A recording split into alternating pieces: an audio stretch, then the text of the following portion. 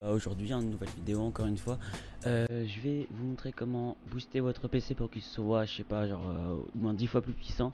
Tout ça en 2 minutes, c'est vraiment super simple, ça prend pas beaucoup de temps. C'est surtout pour ceux qui ont un PC ancien, genre qui l'ont depuis un certain temps. Moi, ça fait un an, il a déjà commencé à bugger beaucoup. Du coup, j'ai fait mon truc, puis du coup, il bug plus du tout depuis. Du coup, on va tout de suite commencer. N'hésite pas à t'abonner, à liker, puis salut. Ok, là je suis sur mon bureau, les amis. Du coup, vous avez juste à faire un truc. Vous allez sur l'interface Windows et vous tapez performance encore une fois. Très important, ça vous mettez ajuster afin d'obtenir les meilleures performances. Bah ça va juste, je vous montre ce que ça fait. Je pense que la plupart vous savez ce que ça fait. Ça modifie juste l'interface, ça gêne de rien du tout. Ça fait juste des trucs comme ça et ça booste vraiment le PC. Moi j'ai pas besoin, du coup je mets toujours comme ça parce que j'ai pas à avoir un truc un peu dégueulasse. Et le plus important, ce sera dans avancer en fait. Et très important aussi dans performance des applications, ajuster pour obtenir la meilleure performance pour les programmes. C'est très important parce que les programmes, ce sont plutôt les jeux, les logiciels et tout, et pas par exemple Google, les fichiers et tout. Du coup, important de mettre les programmes pour avoir plus de FPS en jeu, quoi. Ça, c'est pour notre tuto, quoi. Et là où tout va se passer, ça va plutôt être dans mémoire virtuelle.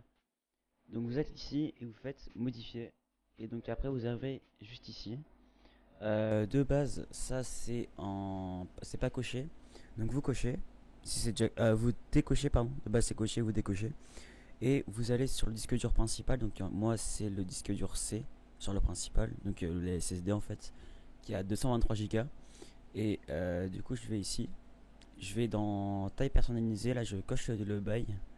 Puis après, vous voyez là que sur le disque dur, il y a 44 681 MO que je peux utiliser. Donc en gros, 44 Go. Et j'ai dû genre utiliser genre 30. Donc genre là, regardez, attends, je vous explique. Dans vos disques durs, vous avez tout simplement dans vos fichiers, hein, là vous avez vos disques durs C.